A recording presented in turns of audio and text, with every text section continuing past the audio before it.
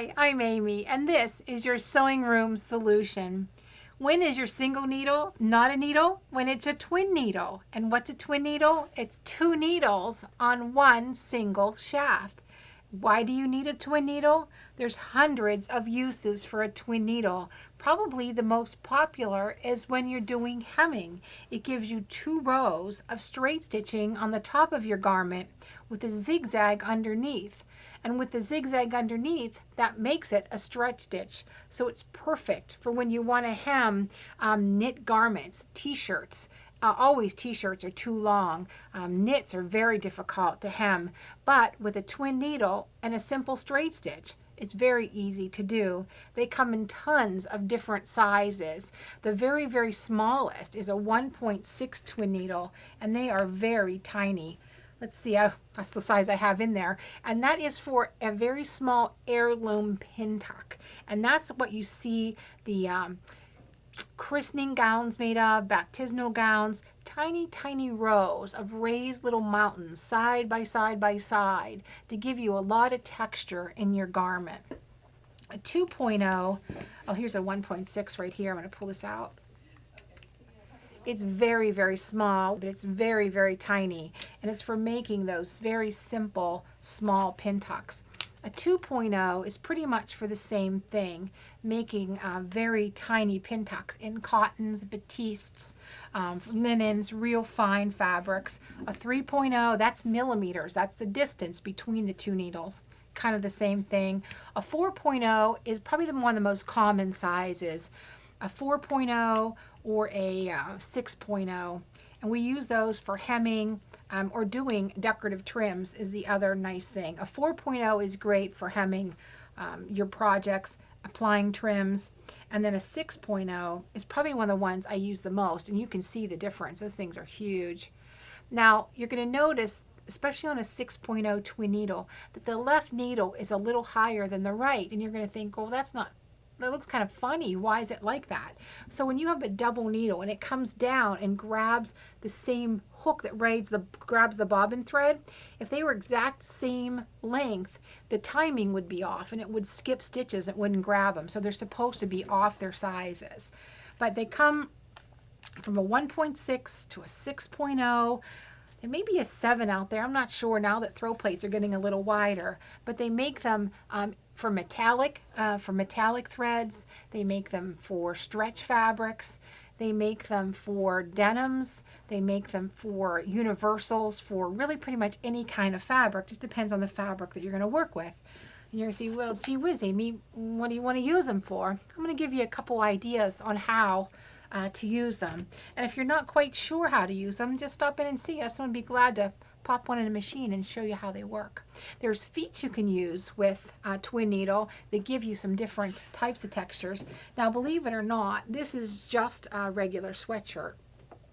And you can see these grooves down here. That was a 6mm twin needle with a pin tuck foot or a pin tuck foot. Sometimes they're called a raised seam foot, depending on your brand. And as this rides with the twin needle, there's grooves underneath here, and the needle draws up the fabric, and it gives you these real tall, high grooves, and it pulls up a texture. It makes a beautiful finish on a lot of different projects. This is just some pretty ribbon.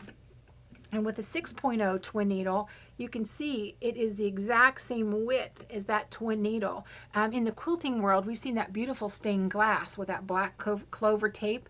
This is the perfect width, this or the 4.0, to stitch down beautiful ribbons in between your quilt pieces. It's perfect. You don't have to worry about doing it twice, stitching on the left, stitching on the right. Ugh. Now you just do it all at one time. You can't live without one of these. I have a small one in. I have a 2.0 in the machine. Now when you go to thread your machine, this is where it gets kind of weird. Now believe it or not, my brother taught me this. I don't listen to him hardly at all for any reason. He works in the steel mill and he does cold rolled steel, and he said if they won't tangle, if one comes off clockwise and the other spool comes off counterclockwise, so as they go through the machine, they're spinning at opposite directions and they're never going to tangle when it gets into the tension assembly. Well, for once I believed them, and it really does work. So you're going to thread them identically. An extra spool pin, however yours is, if yours stands up straight, or you can put an extra spool tower on the side, whatever. You're going to thread them identically around through the same tension assembly. It doesn't matter. If your tension discs happen to split, you can put them in the same side or in front or behind. It doesn't matter. All the way until you get to your needle. That little clip right above your needle, just leave one out. So one goes behind the clip, one goes in front of the clip. Pop them through the eyes of the needle. This is one time you're not going to reverse, and you're not going to use your automatic scissors. If you do, it may get funky. You won't hurt anything, but it's not going to work real well. So I have the needle threaded, and I have to laugh. This is a question I get all the time on the phone. Just one bobbin, just one bobbin. And I'm going to show you what it looks like on the back. So I'm not going to reverse. My foot control's hiding for me, sorry. Just nice even pace. We're not going to be speed demons here. Nice and even slow. And when we get to the end, I'm just going to bring the needles up. Bring the foot up, and I'm just going to use my cutters here on the side. And this is what you get, 2 rows of stitching. And they're not very far apart. That's because I only have that 1.8 twin needle in there. And then you can see on the back, it is just a zigzag side by side. So it pulls up the bobbin thread and bounces it from the left to the right. So this is the perfect stitch to hem anything with. So it makes perfect sense. Now if I want to add a trim, I just take my trim. Now this trim is awful wide, of course. I would want to use something closer to the width of this, probably a 4 millimeter. I would just lay my trim on top and put it right underneath my foot. And make sure you have the right foot on too. Make sure you have the foot that has a little tunnel underneath. Wow, this is way small.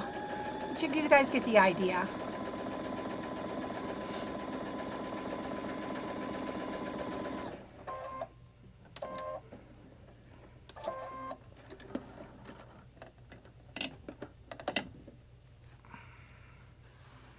There, it's sewed on the trim perfectly. How easy was that? So there's lots of fun things you can do with your twin needle, whether it's, really utility stitching or doing some fun twin needle texturing. It's beautiful on polar fleece. It almost looks like you're carving fleece, adding trim. One of the nice things with fleece, if you don't have a serger, or you don't have an overcast machine, if you just have a straight stitch machine, well, you better call me if you just have a straight stitch machine. But if you put a twin needle in, it acts as a stretch stitch. So it's great for lycras and knits. And of course, hemming, as I've said 1,000 times, is one of the best things you can do. So this is your sewing room solution.